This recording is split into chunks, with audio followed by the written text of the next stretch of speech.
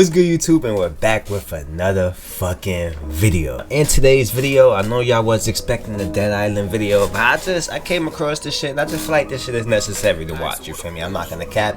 We actually going through the series and this shit just popped up on my recommended, so I'm like, nah, this shit is crazy. So I want to watch this with my boys, you feel me? I wanna watch this with my boy. Oh, hold on, stop playing with me. This is the evolution of Dead Island, if I said that word right. Did I say that word right? Damn, now I feel stupid because I really don't know if I pronounced that word right. Let me know if I did. But that's besides the point. That's besides the point. Let's get to this fucking video. This shit is 40 minutes long. I don't think we watching this long. I'm not gonna catch you. You're gonna see. Colossal Kiwi, and today we're gonna be talking about the Dead Island series. It's a little game series you might be familiar with. Maybe you've played it. Maybe you've just heard about it. You've seen the trailers. But only a true epic gamer can answer the following question: how many entries are there in the Dead Island franchise? Is the answer A, 2? This nigga hitting us for pop questions? Wait, y'all, I ain't expect that. If I have to live with the burden of this knowledge, you guys do as well. So in this video, I'm going to try to keep my cool as I teach you about the entire insane history of Dead Island. And I'm going to do that without spoiling a single game in the franchise. But before I get into that, it's time for a little word from today's... So it was technically dead... I'm bugging. It was technically 10 Dead Islands. Alright gamers, after an extreme day of slaying zombies, you need rest. Extreme rest. And now you can get it with for any form of media ever. This was the first time the world got a look at Dead Island. Or was it? Footage of Dead Island originally started surfacing as far back as 2007, with Techland proudly showing off their gore and visual damage mechanics.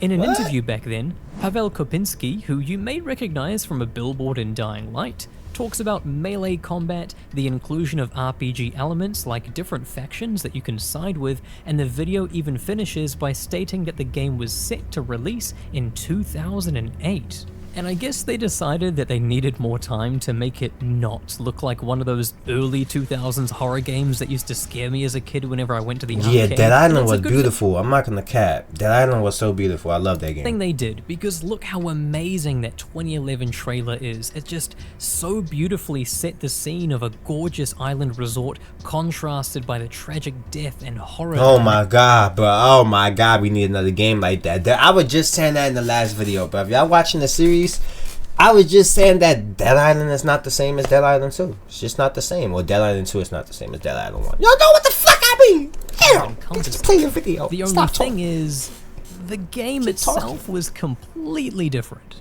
That infamous trailer was created by an animation studio named Axis Productions, and it told this beautifully tragic story that the goofy vibe of the actual game just didn't match. I distinctly remember just how confused yet completely hyped I was when I booted up the game for the first time and I was met with that iconic "Who do you voodoo" cutscene. I mean, you can tell there are certain moments in the game where they really tried to tug at your heartstrings, but the narrative just wasn't really well executed. Really, the areas where Dead Island shined were all of those features that they originally advertised back in 2007. I don't remember the way that my friends and I described the game back when it launched was that it was like if Dead Rising and Borderlands had a beautiful, gory love child, right? You got like the brutal melee combat and in-depth craft. Wait, so he bashing Dead Island? Oh shit! Oh shit! You see? That's why I wanted y'all to watch this shit. Weapon modifications, open world questing, weapon rarities, skill trees with talent points, and all kinds of RPG elements that the industry had just never seen. You see, I didn't know they dropped that trailer. This is crazy. I didn't know they dropped that trailer and dropped that gameplay. I just played the game and I'm like, oh shit, this game is good. But this is the second time Dead Island fucked us over with a good ass trailer and a weak ass game. Not saying that the game is weak, because I'm actually enjoying the series right now.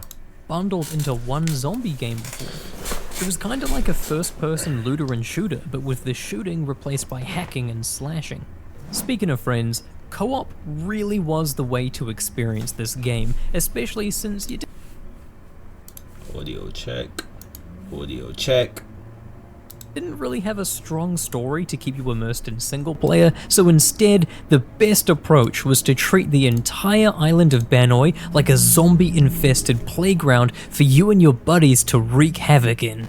You had 4 different playable characters to choose Oh, yeah, I from, remember. each with their own skill trees and special fury moves, also known as rage moves, and there's very little crossover between Damn, look at those the skill graphics trees. back then. Each Ew. character really did play in a unique way, offering a this is on fair bit of replayability for the game. I mean, you had the You want one-hit 1080p, wonder and bitch? blunt weapons We could do expert 1440. Sam B, you had the retired graphics football still player and throwing trash. expert Logan, there was the bodyguard and firearms expert Perna, and of course the undercover agent and sharp weapons expert Shin Mei. Now, while there isn't really a factions system in the final product, you do encounter several different groups of survivors, all led by different characters. Like, there's the Lifeguard Tower crew, which is led by Cinemoy, and he acts as a narrative centerpiece for pretty much the majority of the game. Not to mention, in a single-player DLC, we even got the chance to play as one of the main story characters, Ryder White. Now, this DLC does Joe, I remember this. I met some dude, bro, and he dropped me a whole bunch of guns, and he just helped me get through this whole fucking game. That's how I beat the game.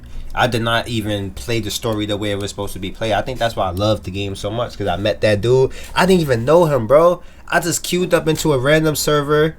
He just started dropping me guns. I'm like, oh shit. Then we just started doing missions together. Every time I get on, he just started playing with me, bro. That shit was hot, bro. Until I lost him. I really had one real ass friend. He was a real ass friend, bro. I never even met this dude. I never even heard his voice. He heard my voice though, because I had the mic, but that's besides the point, bro. I really had a friend, bro. I miss him. I wonder how he doing in life. This is crazy. It's besides the point. It's besides decent job of fleshing out the story of Dead Island and providing the player with context that they previously didn't have. And while we're talking about DLC, there were a couple of weapons that were added, as well as an entire horde mode in the form of Bloodbath Arena, which was pretty fun, and it did come with its own unique weapons. Overall, the game was met with very mixed reception from a lot of people who just didn't dig the janky, glitchy, goofy vibes that so strongly contrasted the polish of that breathtaking trailer. But for others, like myself, there was something so beautiful about that janky gameplay that just kept players coming back, especially in co-op. I mean, name a better bonding activity than driving underwater. Go ahead, I'll wait. Speaking of waiting, just a couple years later in April 2013, we got our hands on Dead Island Riptide, a full-priced AAA sequel to the game that is best thought of as Dead Island 1.5. Same graphics, same engine, new mechanics, and a much shorter story. They even hyped this game up with a similar dramatic CGI trailer with the same disconnect between the gameplay and the serious tone of that trailer. Perhaps the biggest addition was a new playable character named John Morgan, a fist weapons expert that allowed Techland to expand upon hand-to-hand combat.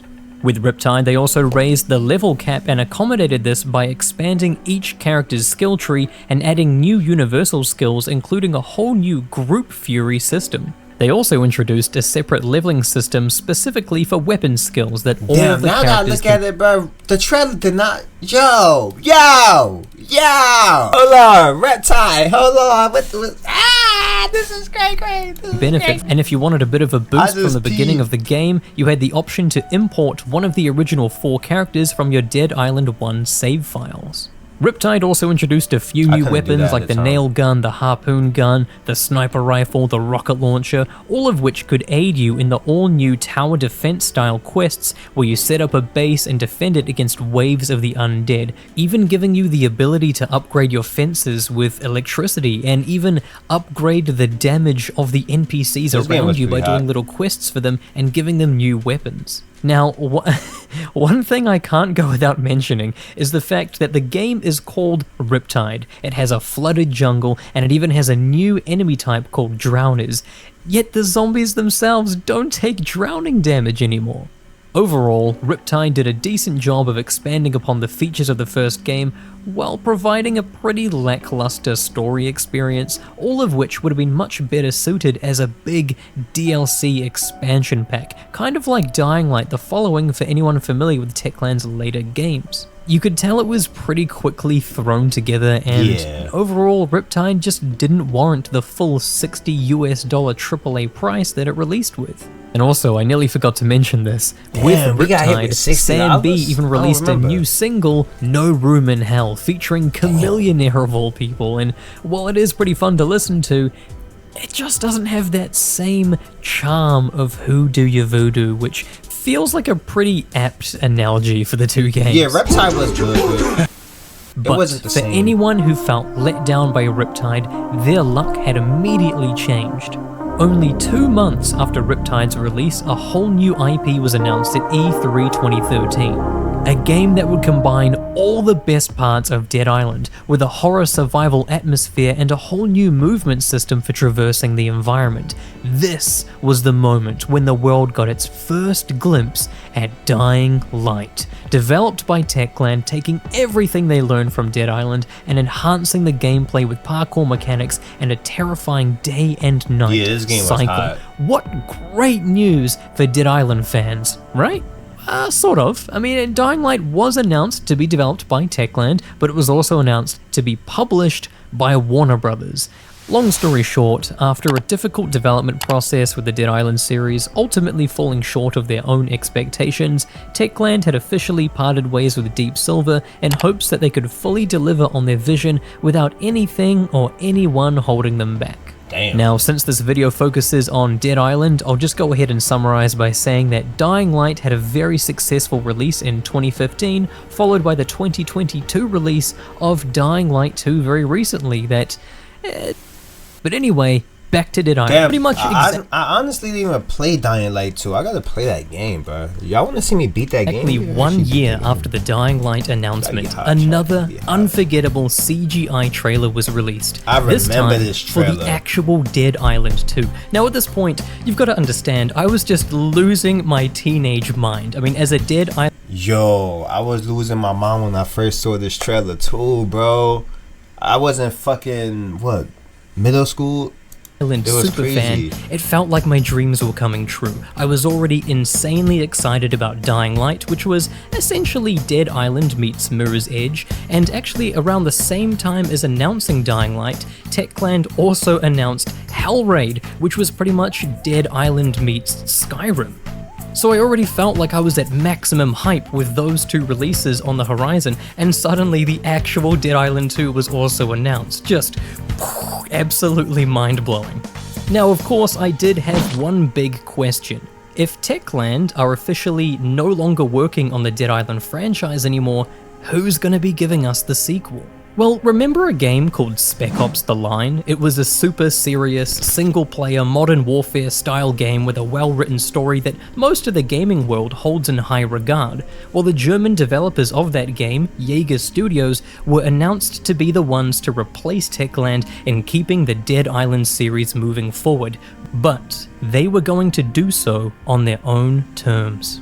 Something you probably already noticed is how oversaturated and kind of cartoony the gameplay looks, and if you watch the CGI trailer, you definitely picked up on the fun and silly vibe that directly juxtaposes the serious storytelling formula of the trailers from the previous games. And this was entirely intentional. Jaeger were very aware of the fact that the actual gameplay experience delivered in Dead Island and Dead Island Riptide was goofy and janky and nothing like the trailers at all, and while that did disappoint a lot of gamers, the dumb moments in co-op were the highlight for many players, so Jaeger's mission was to double down on that. They set out to make a ridiculous, over-the-top multiplayer experience, and they wanted you to know that right from the beginning. From the moment Dead Island 2 was revealed, Jaeger went straight into telling you that Dead Island 2 is an 8-player seamless co-op experience set in the sunny state of California, and it was intended to essentially act as the world's smallest MMO with PvP events,